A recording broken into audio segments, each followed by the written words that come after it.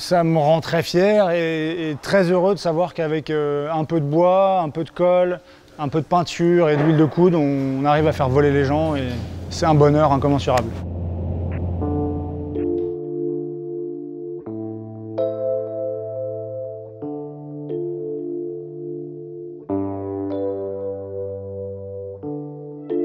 Chez Robin Aircraft, on fabrique des avions en bois exceptionnels qui ont une longévité inégalée. C'est la raison principale pour laquelle le plan France Relance et le gouvernement ont cru en nous.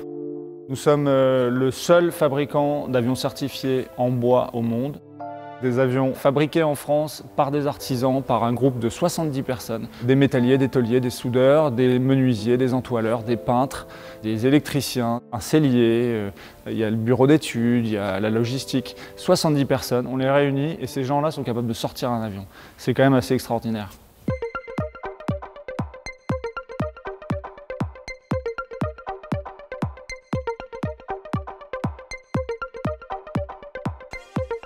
Vous pouvez nous faire un clap, c'est quand vous voulez. Ok, allez. Est-ce que vous pouvez nous raconter l'histoire de Robin Aircraft? Alors l'histoire de Robin commence en 1957. Pierre Robin, qui est instructeur à l'aéroclub de la Côte d'Or à Dijon-Longwy, cherche un terrain pour essayer de lancer un nouvel avion à destination des écoles de pilotage et de l'aviation de loisirs.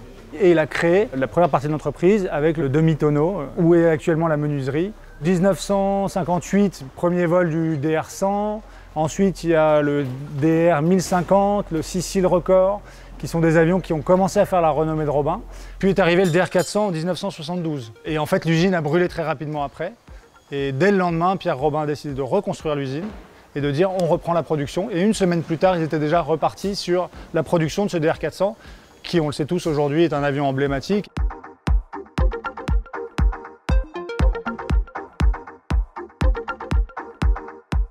Je vous présente les modèles aujourd'hui que nous produisons. Le DR401, qui est notre modèle phare, qui est très agréable à piloter, très facile à manœuvrer, donc qui correspond parfaitement aux besoins de 95% des pilotes. Le deuxième avion, c'est le Cap 10C, et qui est une version qui a été utilisée depuis les années 70 également, par tous les pilotes qui se sont fait former à la voltige, les pilotes militaires, les pilotes privés. Aujourd'hui, on se concentre sur ces deux avions-là en bois. Messieurs, bonjour! Juste pour annoncer qu'on a vendu 3 avions au mois d'août.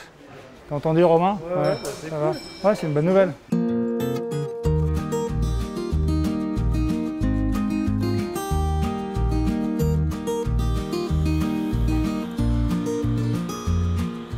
Les avantages du bois sont énormes. Tant qu'on reste dans ses capacités de résistance mécanique, le bois ne va jamais céder. Contrairement, par exemple, au métal, vous prenez un trombone, vous le pliez dans tous les sens, il va finir par se casser, même si vous êtes en dessous de ses capacités de résistance mécanique. Le bois, intrinsèquement, a une durée de vie illimitée. Si on le traite correctement, si on l'entretient correctement, si on le répare correctement, des avions en bois, certains volent depuis plus de 60 ans quand même.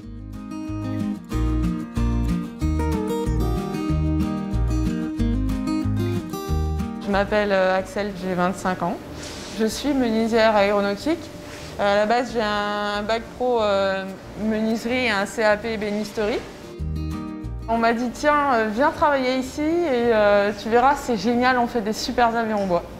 Et là, je me suis dit, bon, c'est bizarre, des avions en bois, montre-moi. Et je suis venue et je suis jamais repartie. Le bois, ça fait partie de la voilure, entièrement, du fuselage en haut, qui est complètement en bois aussi. Tout ce qui est les éléments du fuselage aussi, donc le nez de l'avion, la queue de l'avion, le monobloc qui dirige, les ailerons, tout est en bois, vraiment. La voilure, ça sert à voler. On ne parle pas d'aile, parce qu'une aile, c'est soit à gauche, soit à droite, mais une voilure, c'est vraiment un ensemble. Le bois qu'on utilise en général, donc on a ici comme du bois blanc, l'épicéa. On a de l'Oregon qui est ici. Donc là, c'est un pin d'Oregon. Ici, l'Okoumé, qui est un contreplaqué, et là, du bouleau. On a aussi un petit peu de hêtre. Ce qui me passionne dans mon métier, je pense que c'est vraiment le savoir-faire. Il n'y a personne d'autre qui sait faire ce qu'on fait. On a beau être menuisier de base ou ébéniste, finalement, on apprend sur le tas.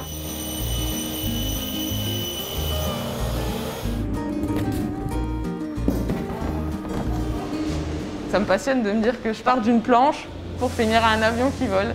C'est royal.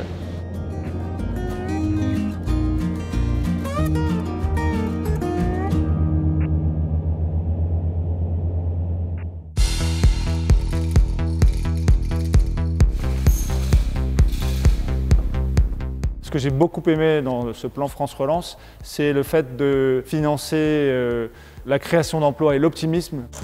Faut le lever, faut le pousser. Pour moi, c'est bon. L'aide obtenue s'élève à 1 745 000 €. Il y a un jalon sur l'innovation, un jalon sur l'usine nouvelle et un jalon sur tout ce qui est numérisation et modernisation du parc machine. On a fait notre premier investissement très vite après avoir reçu l'accord de subvention. Une découpe jet d'eau qu'on vient de recevoir. Il y aura une formation la semaine prochaine justement sur cette découpe jet d'eau. Donc c'est bien la preuve que France Relance, c'est du concret et ça permet de booster les entreprises très rapidement.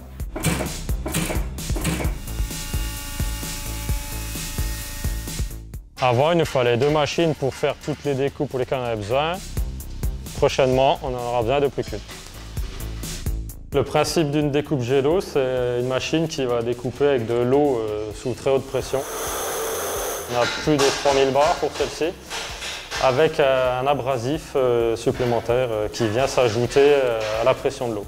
L'abrasif, c'est un petit peu comme du sable très très fin et mélangé à l'eau sous haute pression, ça découpe. Ça va nous changer la vie, quoi, travailler sur une machine comme ça. On pourrait se croire presque dans le futur en voyant ça.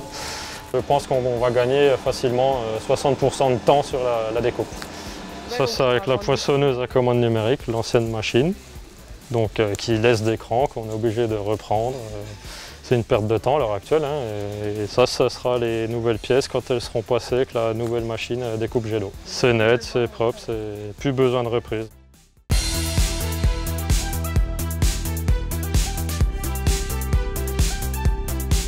Un des piliers du plan de France Relance, c'est l'emménagement dans une usine moderne et plus adaptée.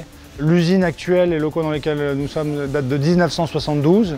Le demi-tonneau, le bâtiment de la menuiserie date de 1957. Et il est temps pour nous de passer à autre chose avec la construction d'un bâtiment de 3500 m² à côté d'un existant de 2500 m² qui sera situé en face de la piste d'atterrissage. On reste sur le site historique et on a la possibilité d'avoir une usine plus respectueuse de son environnement, où les flux sont mieux organisés, où on se disperse moins.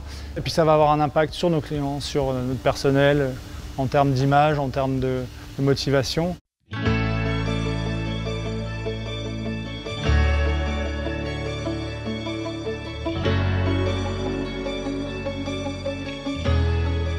Avec le soutien de l'État, on va pouvoir aussi passer sur des motorisations plus innovantes. Les moteurs Lycoming ont été conçus dans les années 60 et même avant, et on les utilise toujours. Donc il y a eu très peu d'évolution à ce niveau-là. Et là, il y a un changement, il y a une disruption qui est en train de se faire sur le marché aujourd'hui. Il y a l'électrique qui arrive, mais avec ses limites. Les limites sont liées aux batteries, sont liées à toutes ces choses-là. Il y a l'hydrogène, mais à encore plus long terme. On ne sait pas encore trop comment se placer. Ou on peut aussi envisager l'hybride. Aujourd'hui, on a un partenariat avec une société française basée à Toussus qui nous permettra d'équiper notre avion avec un GMP hyper innovant, made in France. Et ça serait une vraie fierté. Un avion 99% made in France au lieu de 95%.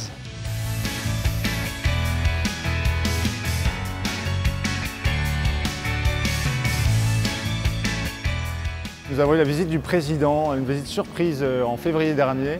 Ça a fait un coup de projecteur fabuleux sur l'entreprise. Tous nos clients étrangers en ont parlé, ça s'est su partout. Ah, vous avez eu la visite de votre président. Oui, oui, très fier. On a eu la chance aussi de participer en juillet dernier à la grande exposition du fabriqué en France dans le Palais de l'Élysée. Ça a été l'occasion déjà de rencontrer beaucoup d'autres artisans comme nous qui font des produits, qui sont passionnés. C'était vraiment extraordinaire à voir. 126 entreprises réunies dans le Palais de l'Élysée. Voir cet avion dans les jardins, ça a été un autre coup de projecteur monumental parmi tous ceux que le plan France Relance a initié. Si j'ai un message à faire passer, croyez en vous et la France croira en vous. Donc donnez-vous les moyens de penser votre futur avec ambition et avec optimisme et vous verrez que beaucoup de bonnes choses vont en découler.